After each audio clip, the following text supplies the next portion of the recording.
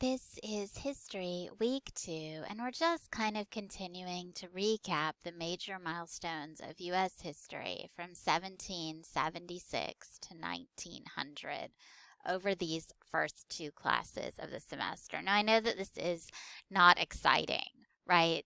This is like going into a drugstore on your way to somewhere and having to ask for directions. Where do you turn? It's not the most thrilling experience of your life, but it is important because while we are going to spend the entire semester filling in the exciting, important, interesting parts of all of these maps, we need the basic outline to know where to go. We need to know what those major turns are. So even though this may not be the most thrilling recap of US history ever, it's important and we need to have it sort of as our baseline for moving forward. So last week we talked about the early days of the United States, how it got started, how it developed through a lot of expansion and imperialism. And we're picking back up today with the Civil War, which in many ways had been brewing ever since 1776.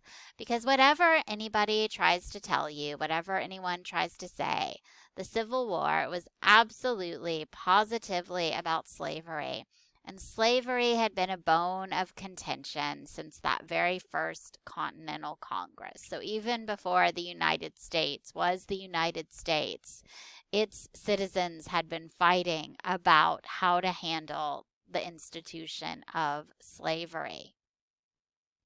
The Civil War is one of those conflicts that looms large in the imagination. We've had maybe a dozen wars in the centuries since the Civil War, but for some reason, the Civil War is the war that lives on in iconography and storytelling, even in like the sheer number of historical monuments dedicated to it. And there are good reasons for this. At least 620,000 soldiers would die in the Civil War, which added up to about 2% of the population of the United States in 1861. If the same percentage of U.S. citizens were killed in a war today, the number would be more than 6 million people. In fact, this is just amazing to me. The number of casualties suffered in a single day at the Battle of Antietam was 4 times the number of American soldiers killed and wounded on the Normandy beaches at D Day. More Americans were killed in action in Sharpsburg, Maryland, than died in combat in all the other wars fought by the United States in the 19th century combined. That is a lot of death. Excuse me. Slavery had always been an issue, but it came to a bloody head during the 19th century, partly because the Republican Party was created in 1854. Now, the Republican Party, it's no secret, wanted to do away with slavery. That was absolutely one of the Republican Party's goals. But they were not trying to get rid of slavery in states that where slavery was legal. They recognized that the United States Constitution protected slavery in the states where it already existed. So what the Republican Party was trying to do was to prevent the further expansion of slavery as a first step toward ultimately bringing it toward an end. And maybe it would have worked, except the southern states were just as interested in expanding the institution of slavery. All this crazy growth of the United States opened up all this new territory for people to farm and develop and build cities and towns and factories.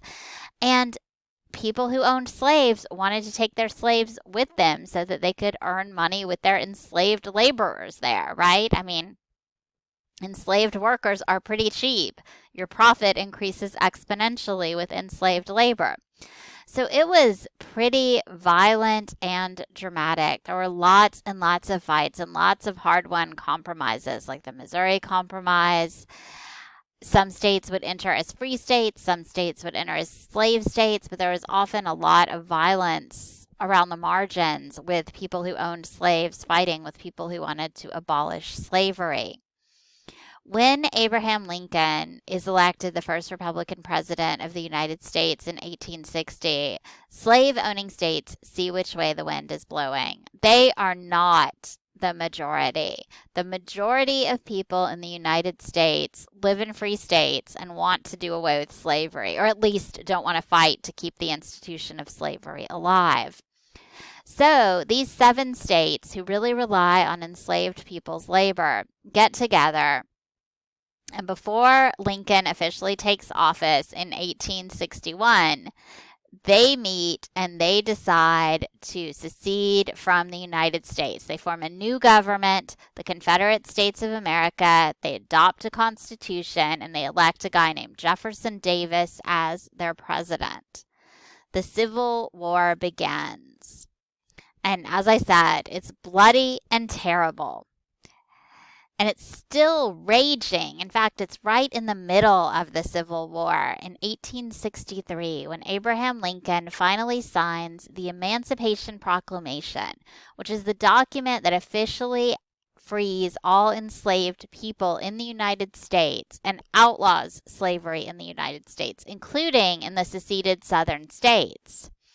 Now, a question that you may have is why? Why, if the Republicans had the chance to outlaw slavery in 1861 when these southern states seceded from the Union, did they wait until 1863 to officially issue the Emancipation Proclamation? Well, I think that's a good question, and it's one we're going to talk about when we talk about Harriet Tubman, our study of Harriet Tubman in the Civil War.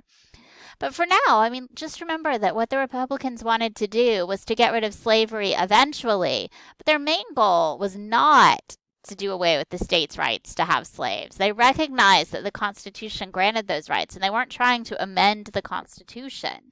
They just didn't want slavery to keep expanding. When it was clear that the southern states who had seceded were not going to rejoin the Union peacefully, there was no reason then for the Republicans, for Abraham Lincoln, to try to keep them happy by not outlawing slavery. So the war made it possible for him to issue the Emancipation Proclamation, which of course we think is a good thing, right? We like the Emancipation Proclamation. Yay, slavery is bad. Finally, in 1865, the Civil War ends and slavery is abolished. And we see the beginning of the most radical and rapid social and political change in American history, Reconstruction. The 13th Amendment abolishes slavery, the 14th Amendment grants equal citizenship, and the 15th Amendment gives voting rights to freed people, all within a period of just 5 years. This means that there are more than 4 million enslaved people who become citizens with equal rights. And this is a huge, huge surge of population and a huge, huge societal shift, which is going to become the central issue of Reconstruction. And I'm going to really enjoy talking about Reconstruction with you. It's one of my favorite periods of history because, well, it's terribly, terribly sad how it fails. All the reasons that we've been taught to think that it fails are so wrong. The truth is, Reconstruction actually did a great job of introducing civil rights and of beginning this integration process, and if it had been allowed to go on unchecked, or at least checked in smaller ways, the world might have looked very different today.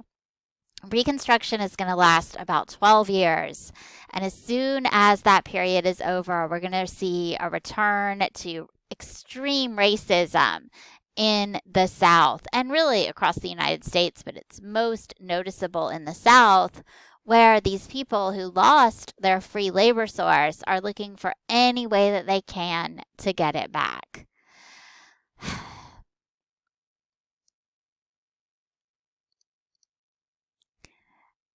Following Reconstruction, we see 2 big pushes, industrialization and imperialism, which I bet will sound familiar because once again, the United States is copying the British.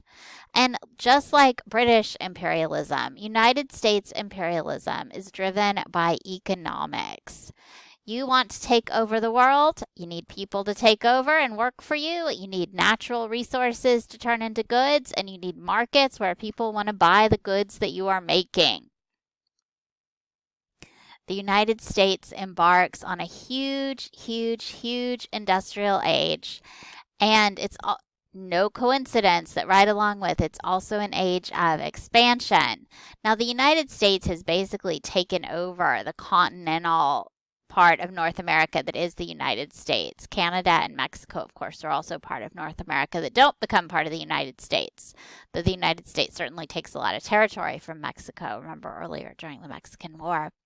But in 1898, the United States expands beyond the North American continent. It takes Puerto Rico, Guam, the Philippines, and Cuba as territories after the Spanish-American War.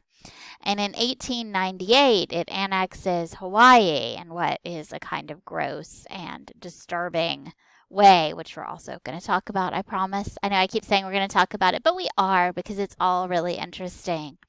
And as the United States enters the 20th century, it is jockeying with Britain, with Great Britain, for a position as one of the most powerful countries in the world. It has survived this intense civil war. It has reunified. It has finally caught up with the rest of the civilized world by outlawing slavery. And it seems like it's on a roll that just won't stop. This is what we're going to be looking at this year. The United States, from its very early beginnings as a country, so from 1776, when the Declaration of Independence sets it up as its own independent territory, to 1900, when the United States has survived its wars. It has become a country, not just an independent country, but a country to be reckoned with on a global scale. And I think we're going to really enjoy looking at these events through the eyes of people whose eyes we don't normally get to see through. Next week, for instance, we're actually going to be jumping back in time a little bit to the very first Thanksgiving and to all the crazy mythology that surrounds that. As it turns out, most of what we know about Thanksgiving isn't true. And while we can still enjoy our pumpkin pie and cranberry sauce, it's good to know the truth about Thanksgiving and to know what we're celebrating and the cost of what we're celebrating. So I think we're going to find this year really, really interesting. You do need to make your timeline cards for this week. If you don't find dates here that you like, you're welcome to look some up online. Again, you're looking for major important dates that point out directions in U.S. history. So specific people's lives don't really fit into this broader scale. If you have any questions, let me know. And next week, get ready to really dig in, because we are getting into some primary sources and we are really, really starting to look at U.S. history with a more critical eye. Thanks for bearing with me during these first couple of weeks as we kind of find our footing.